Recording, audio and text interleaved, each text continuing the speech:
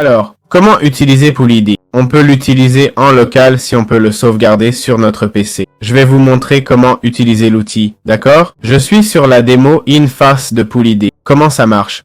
On nous donne quelques conseils ici. Il y a des exemples. Essayez d'abord avec les invites suggérés. Normalement, une seule image suffit. Mais on peut aussi utiliser des images auxiliaires. Deux modèles, fidélité et style extrême. Le modèle de fidélité devrait suffire dans la plupart des cas. Si les résultats manquent de style, vous pouvez opter pour le style extrême. Ici, on mettrait l'image, d'accord? De la personne dont on veut garder le personnage. Vous savez, cet outil sert à garder le même visage ou personnage dans différentes situations, n'est-ce pas? Par exemple, transformer cette fille en chef en gardant son visage. Donc ici, on mettrait le prompt, d'accord? Ce qu'on veut, comment on le veut. Ici, ils disent qu'ils le veulent en portrait, ok? D'abord, on choisirait le format de l'image, d'accord? Ce serait le ratio. Ils le veulent cinématique, avec des oreilles de loup et des cheveux blancs.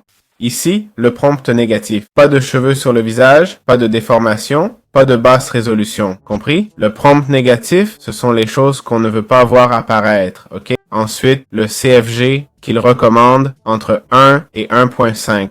D'accord? Je comprends que ça dépend de la qualité de l'image.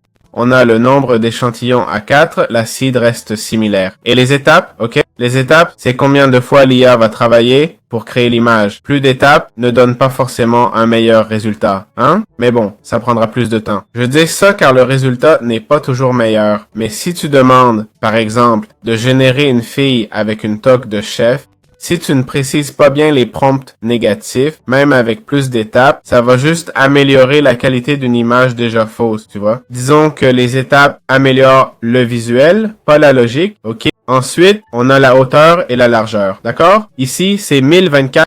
On a aussi l'ID d'échelle, ok? Et là, on aurait le mode, d'accord? On nous a parlé du mode fidélité ou très stylisé. Malheureusement, j'ai cliqué sur générer plusieurs fois et ça me donne une erreur, ok? Mais bon, sinon, je vous aurais montré un peu les résultats. Voilà, c'est l'outil et j'espère qu'il vous a plu. Je vous informe aussi que dans Flux AI, on a apparemment le Poolid Flux, ok? Il semble qu'on puisse l'utiliser, d'accord? Je ne sais pas s'il faut se connecter. Oui, il faut se connecter. Je vais essayer. Ah!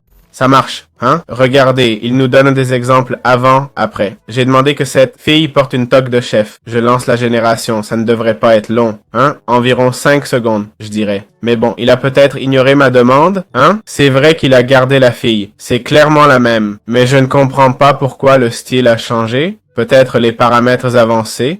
Bon, je devrais peut-être être plus précis, non? Mais si, si. Enfin bref, il faudrait préciser de garder le style de l'image, je suppose. Ok, je ne vais pas m'y attarder. Voilà, on peut générer des images.